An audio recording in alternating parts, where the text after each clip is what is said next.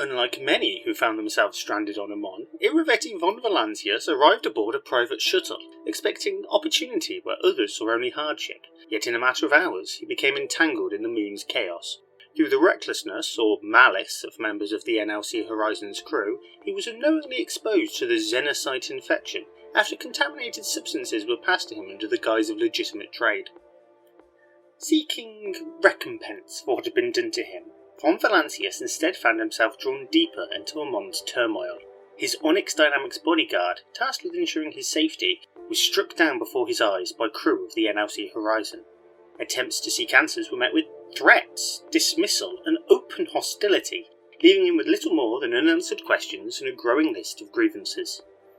Though von Valancius escaped Amon, he did not leave empty-handed. He carried with him the names, faces, and memories of those he held responsible for the indignities he, and the company, had suffered.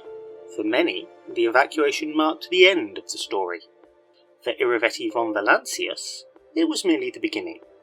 One thing, however, was certain. Onyx Dynamics, and Iravetti von Valancius, were not known for letting debts go unpaid. When the NLC Matador crashed upon the moon 8 years earlier, many expected the survivors to fade into obscurity, claimed by time, hardship, or the countless dangers that stalked Amon's surface. Violet endured them all.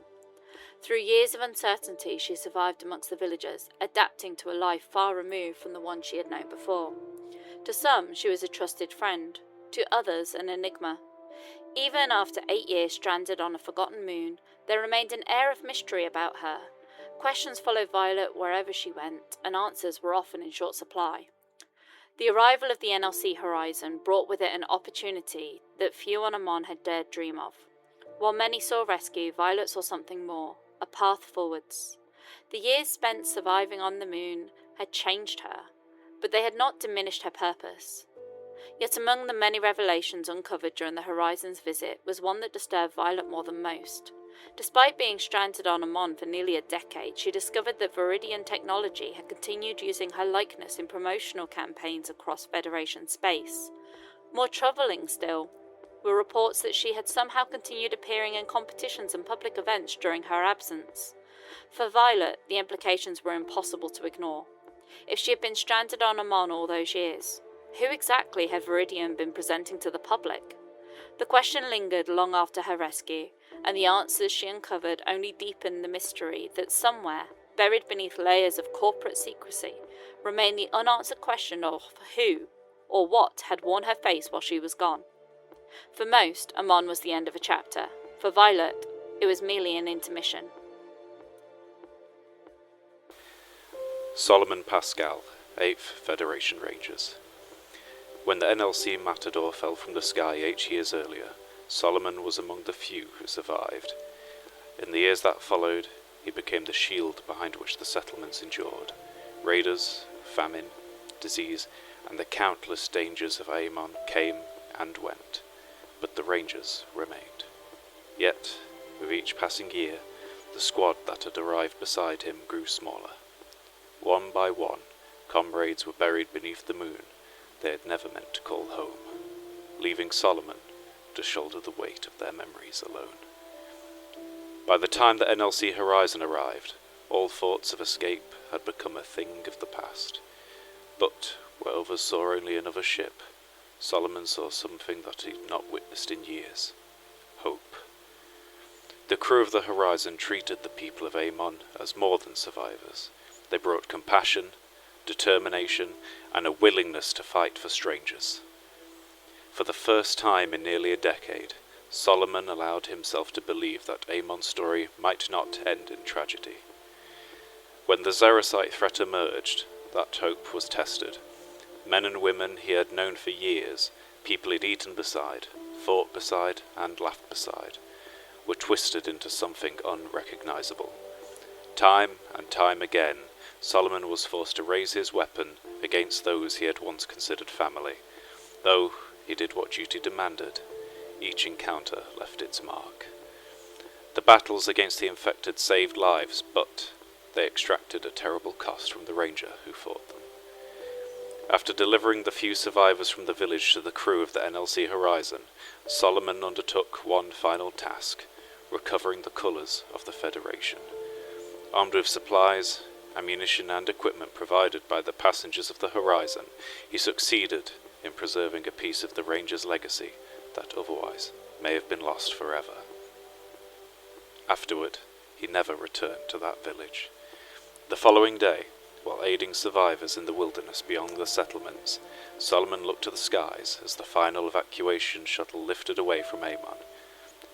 Standing among those he had helped save with thanks to the supplies the crew of the NLC Horizon gave him, he raised the colours and offered one final salute to the crew as they disappeared into the stars. Whether he continued leading survivors across the moon, fell protecting them from the dangers that still stalked Amon, or eventually found a way home, none can say for certain. What is known is that the burdens he carried did not leave with the shuttle. The memories of fallen rangers, lost settlements, and the friends he was forced to fight would remain with him wherever he went.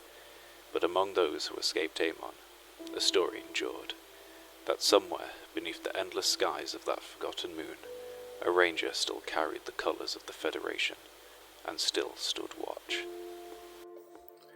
Chief Engineer Hank left Amon with the NLC Horizon, but not all of Amon was left behind. As the Horizon's chief engineer, Hank had expected to spend his time repairing equipment, maintaining systems, and keeping people alive through hard work and practical know-how. Instead, he found himself confronting horrors that no amount of technical training could have prepared him for. Among the memories that lingered longest was the creature from the drift. Trapped within his workshop as it pounded relentlessly against the door, Hank found himself surrounded by frightened survivors who looked to him for answers he simply did not have. Though the door held, the memory of what waited on the other side remained with him long after the evacuation. Yet even that was rivaled by what he witnessed in the wilderness beyond the settlements.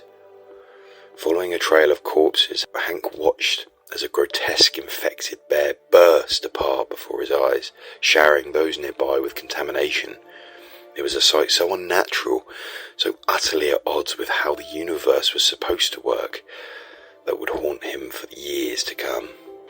Perhaps most damaging of all were the truths uncovered beneath Amon's surface. Learning of the experiments and research conducted on the moon shattered what little faith Hank had in those who claimed to pursue knowledge for the betterment of humanity. To him, the scientists of Amon had crossed lines that should never have been approached, let alone crossed.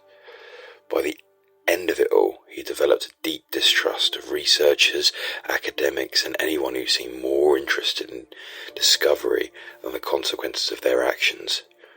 When the NLC Horizon finally departed, Hank's mind turned to those who knew him best, those who he loved, to if they would ever see him in the same light.